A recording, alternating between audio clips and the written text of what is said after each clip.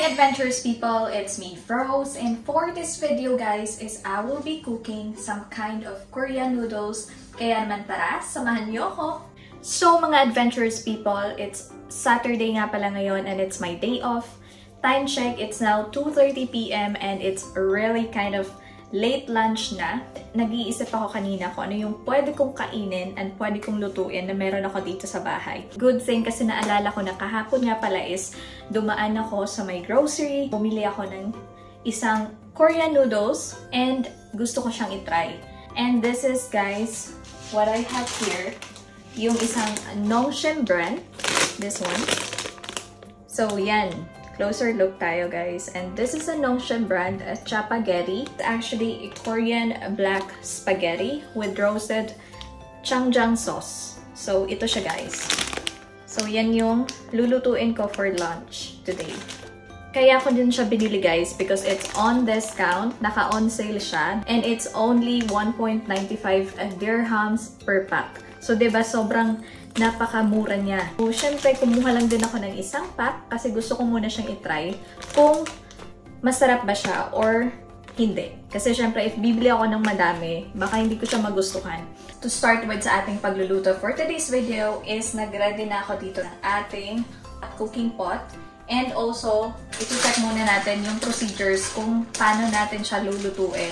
So, first guys na direction is magbo-boil tayo ng 600 ml of water.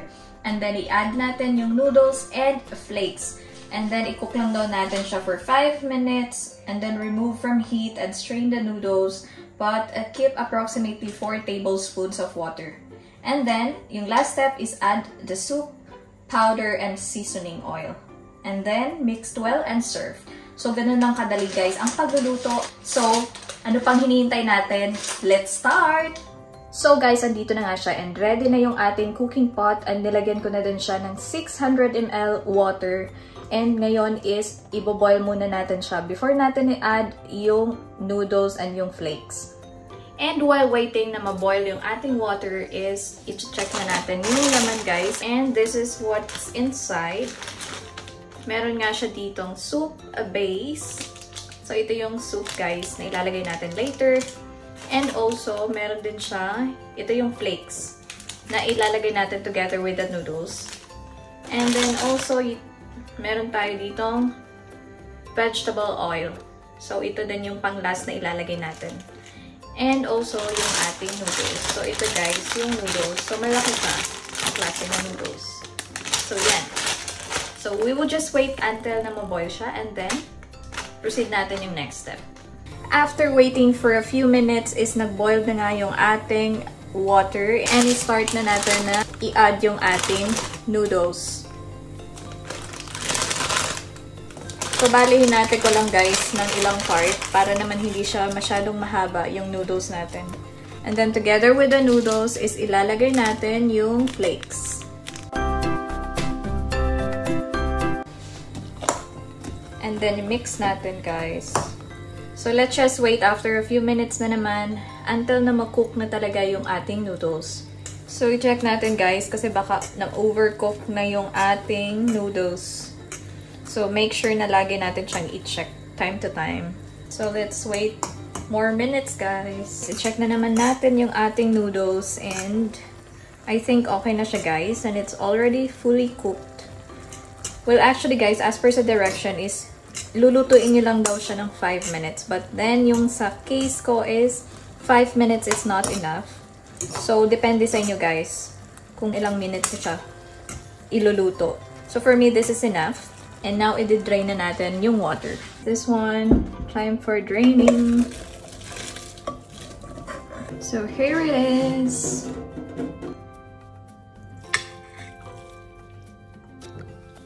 And then, ilalagay natin yung ating soup base powder.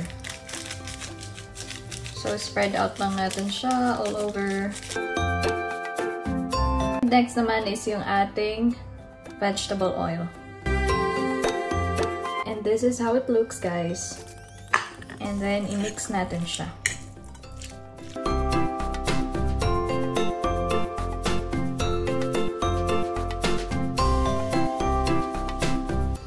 So, here it is, guys.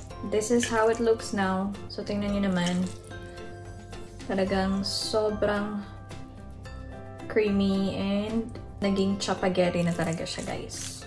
So, I think this is enough. And na-mix ko na siya properly. And talagang sobrang sarap niya, guys. Tingnan nyo naman, sobrang init. Sobrang sarap.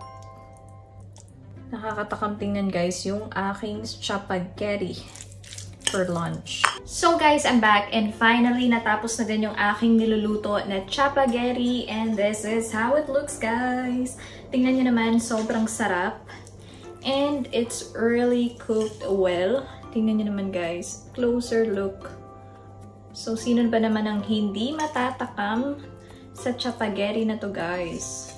So this is actually instant chapageri. So, diba? If you want some craving for Korean noodles, so, ayan, sobrang sarap, guys. I can't wait to eat it. And now, let's do the moment of truth. Tingnan natin kung masarap siya. And, papakita ko naman sa inyo kung masarap ba siya, guys, based on my reaction. Oh my gosh. So guys, I think it's still so hot. Ihipan na muna natin kasi sobrang ano, guys, sobrang init.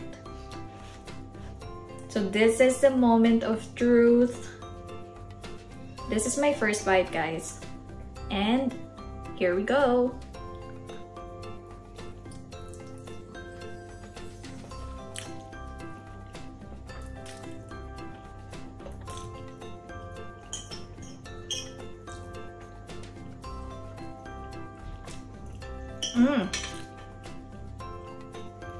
Sobrang sarap, guys.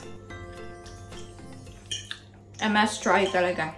Talagang mapipil mo yung Korean noodle taste. So guys, sobrang sarap niya. And for now, kakain na ako for my lunch. So guys, until here, I hope you enjoy my video and thanks for watching. Bye!